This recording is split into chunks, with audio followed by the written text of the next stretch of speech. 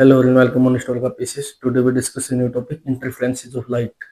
Before discuss the interferences of light, first of all, we discuss what are the coherent sources of light and incoherent sources of light. First is coherent sources. Coherent sources are the light sources that emits wave with the same frequency, same waveform and constant phase difference.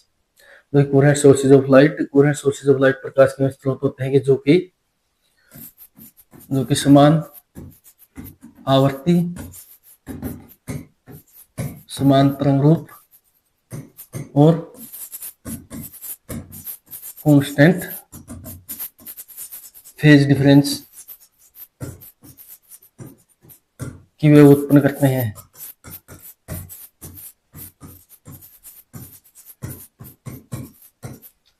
Incidental for the creating stable interference pattern, जो कि एक शीतल व्यतिकरण pattern के लिए आवश्यक होते हैं।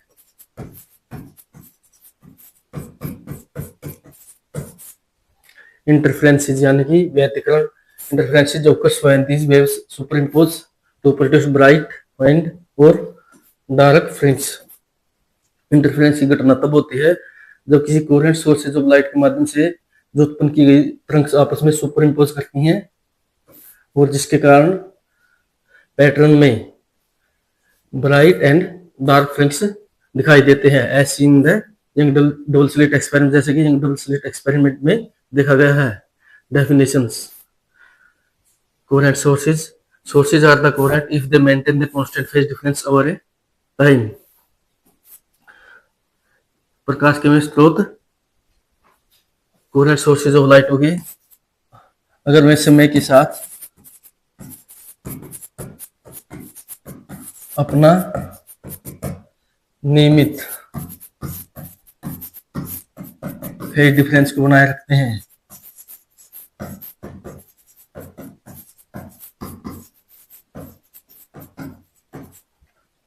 If the phase difference changes randomly, they are incoherent.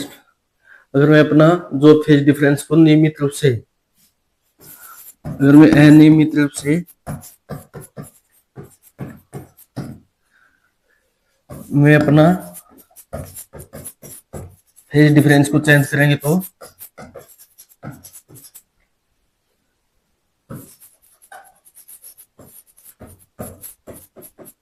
प्रकाश के स्रोत इनकोहेरेंट सोर्सेज ऑफ लाइट होंगे।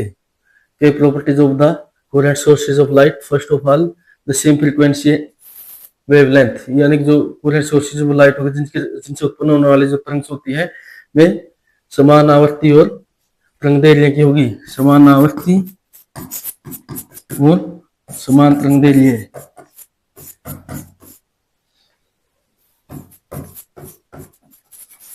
एंड मोनोक्रोमेटिक, यानी कि एक वर्णी होगी। Similar amplitude and consistent phase, जिनका जो है एम्पलीट्यूड भी समान होगा और नियमित फेज होगा। Next is the example of coherent sources. First is the laser और द हाईली कोहेरेंट, जो लेजर होती है वह highly coherent sources of light होगा। टू डिफरेंट लाइट सोर्सेज, जो अलग अलग विभिन्न प्रकार के लाइट सोर्स हो गए।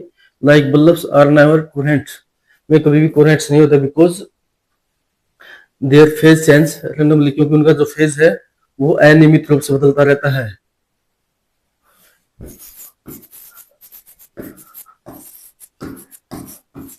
जिन प्रकाश के स्रोतों का जो फेज है वो अनियमित प्रकाश से बदले, यानी कि समय के साथ चेंज हो, तो वे इनकोहेरेंट सोर्सेज ऑफ लाइट होंगे। Next is the producing coherence, यानी कि जो कोहेरेंट सोर्स ऑफ लाइट उत्पन्न करने के कुछ तरीके होते हैं। Generally achieved by the separating light from the single source, सामान्यतः इनको सिंगल सोर्स ऑफ लाइट को ब्रेकअप करके, यानी कि उनको स्प्लिट करके ही जो है कोहेरेंट सोर्सेज ऑफ लाइट प्राप्त किए जा सकते हैं। For example young double slit experiment and Lloyd mirror, यानी कि जो यंग डबल स्लिट एक्सपेरिमेंट होता है और लॉयड मिरर होता है, इनके माध्यम से ही जो सिंगल सोर्स ऑफ लाइट से हम कोहेरेंट सोर्सेज ऑफ लाइट प्राप्त कर सकते हैं। जैसे कि जिंक डबल स्लिट एक्सपेरिमेंट है।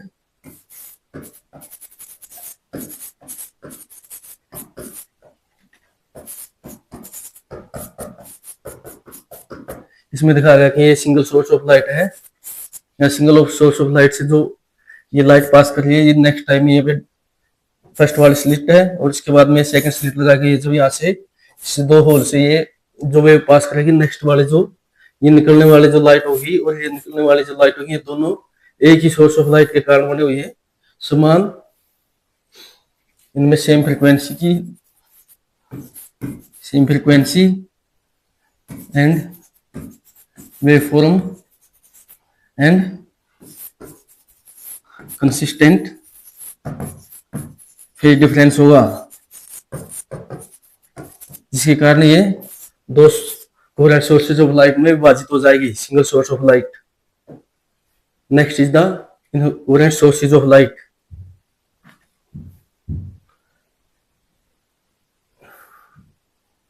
Incoherent sources of light produced light waves that have random, rapidly change phase relationship, varied frequency and multiple wavelengths, और polychromatic। incoherent sources of light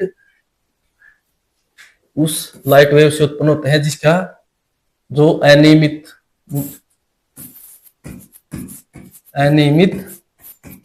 and rapidly changing phase relationship, और जल्दी बदलने वाला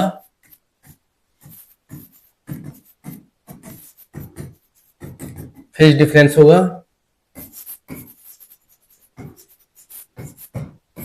and varied frequency, और जिनकी जो है frequency भी लगातार बदलेगी।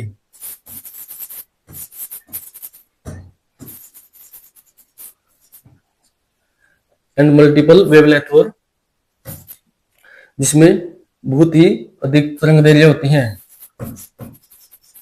अधिक तरंग दैर्ध्य वाली वेव होती हैं, और पोलोक्रोमैटिक यानी कि अलग अलग कलर पे होती हैं। दे आर ओमनी डायरेक्शन, जो इनकोहेरेंट सोर्सेज ऑफ लाइट होता है, they are omni directional and do not produce stable interference patterns. वे सभी दिशाओं में प्रसार करती हैं। ओमनी डायरेक्शन मतलब सब दिशाओं में प्रसार करने वाली, and do not produce stable interference patterns, और जो कि एक स्टेबल इंटरफेरेंस पैटर्न को उत्पन्न नहीं कर सकते। Acting as the typical light sources, जैसे कुछ लाइट सोर्सेज होते हैं।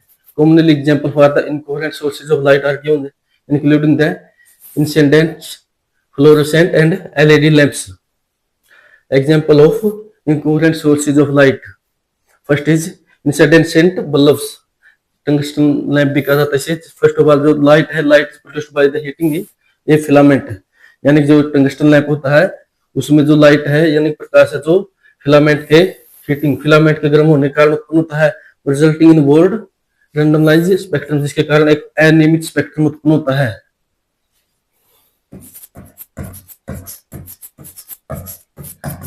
अनियमित प्रकाश का एक जो स्पेक्ट्रम बनता है, इनका जो जिसके कारण इनका जो फेज डिफरेंस है वो कांस्टेंट नहीं होता है, कंसिस्टेंट नहीं होता है।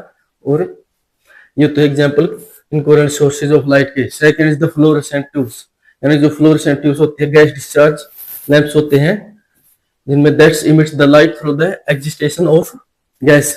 इनमें जो लाइट है नहीं, यानी जो प्रकाश निकलता है वो गैस के उत्तेजित होने के कारण निकलता है।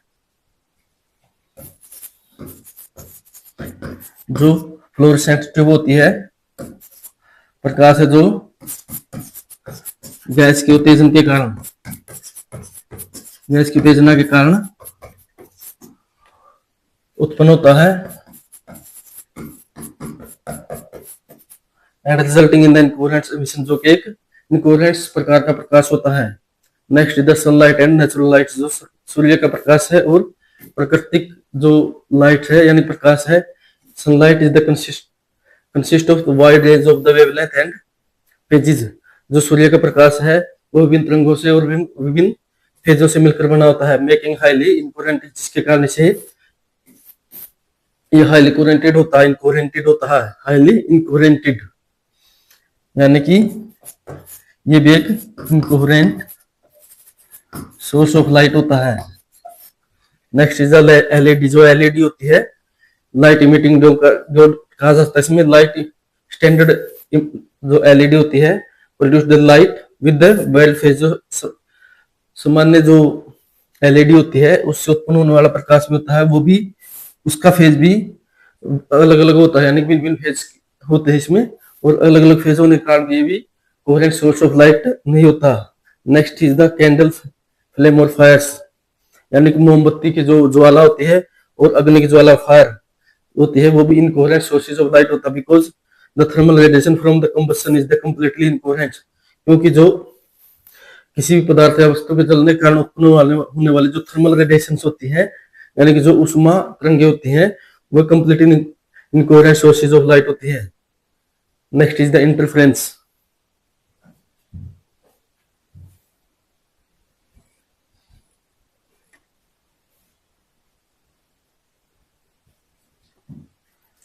इंटरफेरेंस मीन व्यतिकरण।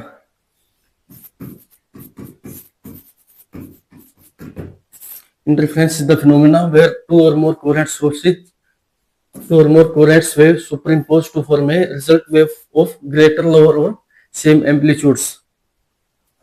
Interference है जो एक प्रकार की घटना है जहां पर where two or more coherent waves, जहां पर दो या दो से अधिक जो कोहेरेंट वेव होती है, यानी कोहेरेंट सोर्सेज के कारण उत्पन्न होने वाली वेव होती है, में सुपरिम्पोज करती है उस and to form a resulting wave, जिसके कारण एक परिणाम स्वरूप एक नई वेव उत्पन्न होती है, दैट इज ग्रेटर, लोअर और सेम एम्पलीट्यूड, जिसका जो एम्पलीट्यूड होता है वो पहले वाली वेव से ज्यादा भी हो सकता है, उनसे कम भी हो सकता है और उनके समान भी हो सकता है। Based on the phase relationship it classified into the constructive and destructive interferences, यानी कि जो फेज रिलेशनशिप के आधार पर इनका वर्गीकरण किया जाता है। Based on the phase relationship, it classified into the constructive and destructive interference, यानी कि जो फेज रिलेशनशिप है इसके आधार पर इनका वर्गीकरण किया जाता है और इनको कंस्ट्रक्टिव रचनात्मक व्यतिकरण and second is the destructive interferences, यानी कि इसे विनाशी व्यतिकरण भी कहते हैं। causing the brighter, louder और डार्क व्हाइट पैटर्न्स रिस्पेक्टिवली, जिसके अनुसार कंस्ट्रक्टिव में होता है जो ब्राइटर यानी चमकीला और तेज,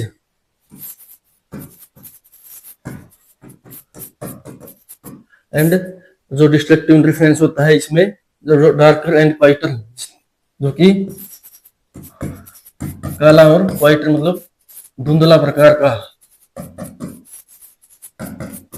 की जो इंटरफेरेंस बनती है।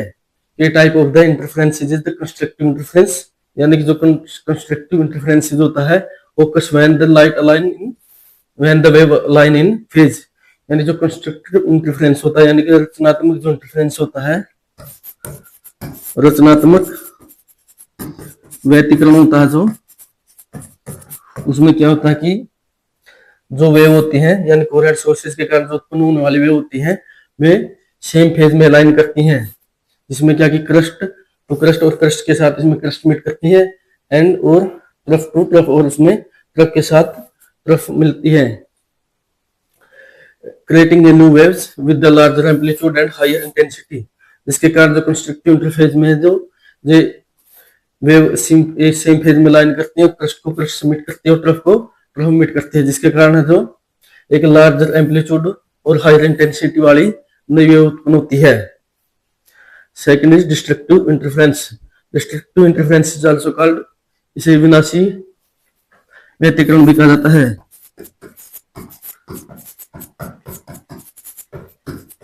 occurs when the wave arrives out of phase, जब वेव्स होती हैं अलग अलग फेज से एक अलग अलग फेज से आकर एक दूसरी वेव के साथ सुपरिम्पोज करती है, और उनके सुपरिम्पोज करने के कारण क्या होता है, वे अलग अलग फेज से आई होती हैं, तो उनका जो क्रस्ट है वो उसकी तरफ के साथ इंटरफेस करता है, resulting in the lower intensity and complete cancellation of waves. जो कि डिस्ट्रक्टिव इंटरफेरेंस में जो कोहेरेंट सोर्सेज ऑफ लाइट से आने वाली जो वेव्स होती हैं वे दोनों आउट ऑफ फेज से वेव आती है और उनमें क्या होता है कि जो क्रस्ट है वो ट्रफ के साथ में मिट करती है, जिसके कारण उनमें उत्पन्न होने वाला जो वेव होती है वो लोअर इंटेंसिटी यानी कि कम तीव्रता and complete cancellation of waves, और पूरी तरह से निरस्त होने वाले आयाम की तरंगें हो सकती हैं। And next is the this is the picture of constructive interference. जो कंस्ट्रक्टिव इंटरफेरेंस होता है कि इसमें फर्स्ट वेव है और ये सेकंड वेव है। इसमें क्या होता है फर्स्ट फेज में, जैसे ये फर्स्ट फेज का ये क्रस्ट होगी, ये ट्रफ होगी, नेक्स्ट जो नेक्स्ट वेव है इसकी ये क्रस्ट होगी और ये ट्रफ होगी, यानी कि इसमें जो क्रस्ट है जो क्रस्ट के साथ में मिट करेगी और जो ट्रफ है ट्रफ के साथ मिट करेगी, क्योंकि दोनों सेम फेज में लाइन करती हैं, जिसके कारण जो है इनका जो एम्पलीट्यूड है आपस में ऐड होगा, वो ऐड होगा, जिसके कारण जो जो रिजल्टिंग वेव होती है उसका जो एम्पलीट्यूड है इन दोनों के एडिशन के कारण जो है एम्पलीट्यूड इनका हायर होगा, पहले की अपेक्षा ज्यादा होगा। If the crust of one wave coincide with the crust of another wave, the amplitude are additive, यानी कि जो इस सेम फेज में आने वाले जो क्रंक्स होती है उनका जो एम्पलीट्यूड दोनों का एम्पलीट्यूड ऐड होगा, और जिसके कारण रिजल्टिंग में हायर एम्पलीट्यूड वाली जो वेव बनेगी। If the amplitude of both wave are equal, अगर दोनों वेव का जो एम्पलीट्यूड समान भी है तो the resulting amplitude would be double, जिसके कारण का जो है जो रिजल्टिंग वेव होगी, ये रिजल्टिंग वेव है,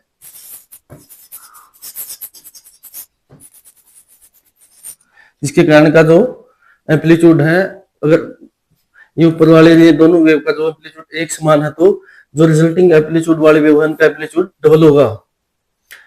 Bear in mind that the light intensity varies directly as per scale of the amplitude, जो कि जो उत्पन्न होने वाले जो नेक्स्ट जो रिजल्टिंग वेव है उसकी जो है इंटेंसिटी है वो उसका जो एम्पलीट्यूड है उसके स्केल के इक्वल होगा।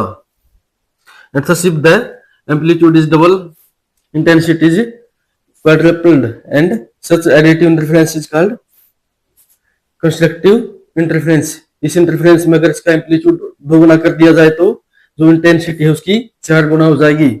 सच additive interference is called constructive interference. इस प्रकार के जो इंटरफेरेंस है उसे कंस्ट्रक्टिव इंटरफेरेंस कहा जाता है। Next is the destructive interference. जो डिस्ट्रक्टिव इंटरफेरेंस होता है इसमें क्या होता है कि जो वेव होती है वो कोहेरेंट सोर्सेज ऑफ लाइट के जो वेव होते हैं वे अलग अलग फेज से आती हैं, और इसमें क्या होता है कि जो क्रस्ट ऑफ वन वेव होता है coincide with the trough of other wave, यानी कि जो ये फर्स्ट वेव है इसमें ये इस फेस में आ रही है, यानी कि इसमें पहले ये क्रस्ट आ गई, और इसमें ये सेकंड वेव है इसमें पहले ट्रफ आ गई, यानी कि ये दोनों अलग अलग फेज है में है, और अलग अलग फेज में अगर ये मिट करेंगी तो इसमें क्रस्ट है जो ट्रफ के साथ में एडिटिव होगी, जिसके कारण यानी कि जो क्रस्ट है ट्रफ के साथ में कोइंसाइड होगी या एडिटिव होगी, तो जिसके कारण क्या होता है जो रिजल्टिंग एम्पलीट्यूड है वो घट जाएगा, और इट में इवन भी कंप्लीटली कैंसल्ड, या तो घट जाएगा या पूरी तरह से निरस्त हो जाएगा, as shown in the figure. This is called destructive interference. The result is drop in intensity, और in the case of total cancellation और ब्लैकनेस, जिसके कारण जो डिस्ट्रक्टिव इंटरफेरेंस होगा उसमें से जो रिजल्टिंग जो वेव होगी, यानी जो रिजल्टिंग वेव होगी इसके एम्पलीट्यूड कम होने के कारण या इसका जो एम्पलीट्यूड कैंसिलेशन के कारण जो रिजल्टिंग वेव होगी उसका जो है इंटेंसिटी ड्रॉप होगा, यानी कि इसकी इंटेंसिटी कम हो जाएगी एम्पलीट्यूड कम होने का कारण, और अगर ये तुरंत निरस्त हो जाएगा तो ये टोटल कैंसिलेशन के कारण जो है इसकी इंटेंसिटी बिल्कुल ही खत्म हो जाएगी, यानी कि इसकी जो ब्लैकनेस है वो फ्रिंग्स दिखाई देंगे।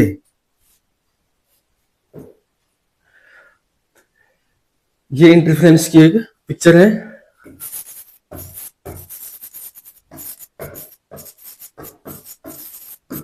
फर्स्ट ऑफ ऑल इंटरफेरेंस के लिए क्या करेंगे कि जो एक सिंगल सोर्स ऑफ लाइट है उसको हम ब्रेकअप करेंगे टू सोर्सेज ऑफ लाइट में। ये टू सोर्सेज ऑफ लाइट है, ये S2 के माध्यम से, यानी कि इसमें सेकंड स्लिट्स का यूज करके दो सोर्स ऑफ लाइट में इसे ब्रेकअप किया गया है, और जिसके कारण जो है दो वेव्स उत्पन्न होगी। ये दो सोर्स ऑफ लाइट बढ़ जाएंगे यहाँ से, और उसके बाद में जो नेक्स्ट स्टेप में क्या होगा कि ये जो आपस में सुपर इम्पोज करेंगे, जो ये एरिया है इन दोनों का आपस में सुपर इम्पोज करेगा, और इनमें जहां जहां पर भी ये जो वेव होती है सेम फेज में मिट करेंगे, वहां पे जो भी इंटरफेरेंस बनेगा वो बनेगा एक कंस्ट्रक्टिव इंटरफेरेंस, और ये अलग अलग जो फेज में मिलेंगे वहां पे बनेगा डिस्ट्रक्टिव इंटरफेरेंस, यानी कि जिसके कारण जो अलग अलग तरह की फ्रिक्स उत्पन्न होगी। जैसे कि नेक्स्ट फेज में इसमें दिखाया गया है, जहां पर ये सेम फेज में मिट करेंगे वहां पे ये लाइट दिखाया गया है, और जहां पे ये अलग अलग फेज में मिट करेंगे वहां पर ये डार्कर दिखाया गया है। ये लाइट ये डार्कर है, जिससे ये यहाँ पे डिस्ट्रक्टिव इंटरफेस बनेगा।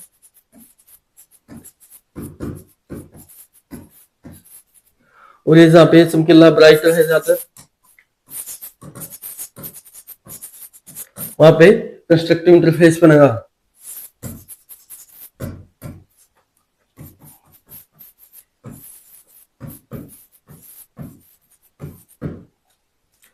This is the view of interferences of light. Next is the some application of interference of light.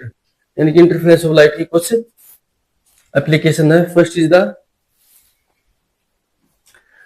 anti-reflection coating.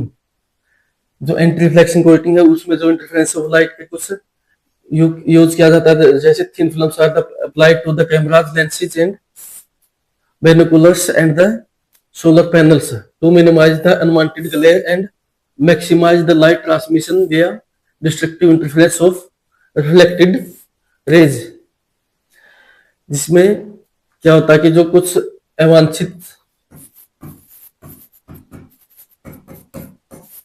अवांछनीय जो कम चमक वाले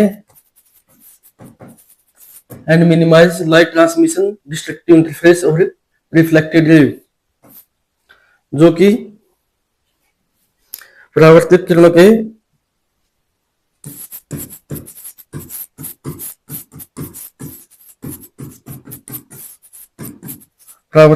के विनाशकारी व्यतिकरण के माध्यम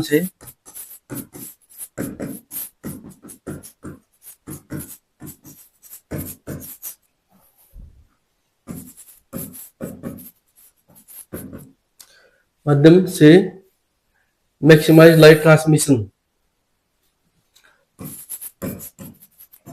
अधिकतम प्रकाश संचरण के लिए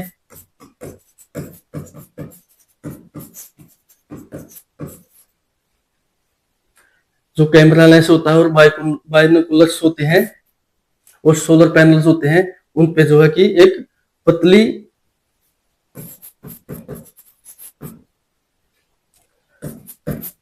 परत लगाई जाती है। क्या होता है कि जो एंटी रिफ्लेक्शन कोटिंग होती है वो स्पेशलिस्ट कैमरा के जो लेंस होते हैं, बाइनोकुलर्स यानी कुछ अदर उपकरण होते हैं एंड सोलर पैनल्स, उन पर एक पतली परत लगाई जाती है ताकि उनसे जो अवांछित जो कम चमक वाले जो प्रकाश है उसको दूर करने के लिए, और जो and maximize light transmission where destructive interference of reflected rays, जो कि परावर्तित किरणों के जो विनाशकारी जो व्यतिकरण होता है उसको अधिक करके उसमें क्या होता है कि प्रकाश का संचलन जो वो बढ़ाया जा सकता है। Next is the interferometry techniques used to measure the very small distances, surface irregularities and change in the distance with the high precision such as the Fabry Perret and the Michelson interferometers। जो Fabry Perret और Michelson इंटरफेरोमीटर्स की कुछ तकनीक होती है। इन तकनीकों में क्या होता है कि इन तकनीकों में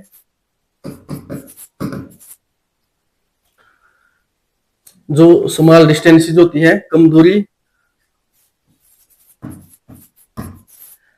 सरफेस इरेगुलरिटीज यानी कि जो सतह की अनियमितताएं होती है,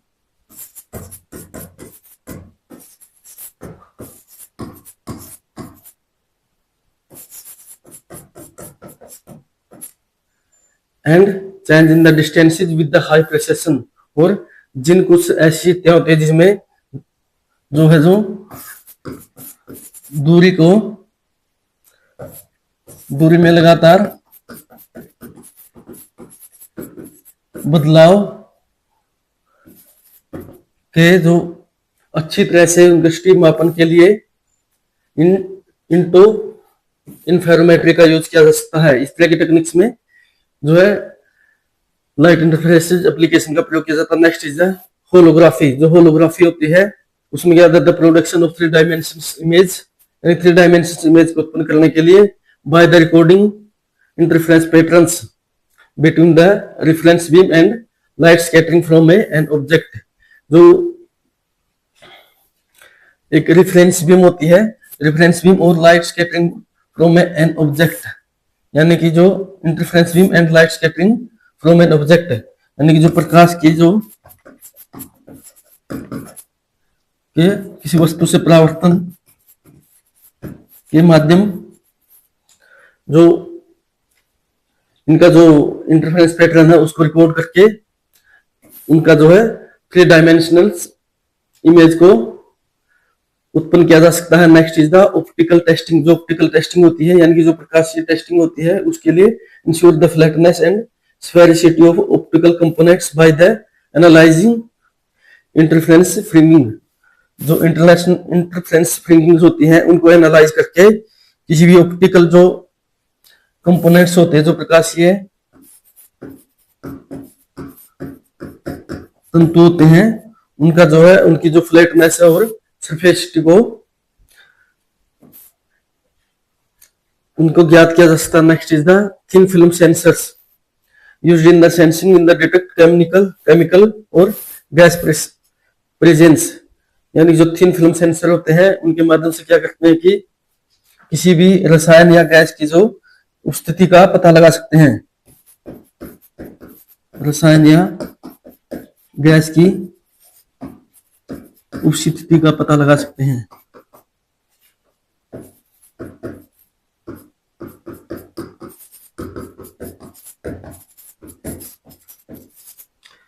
This is the all about interferences of light.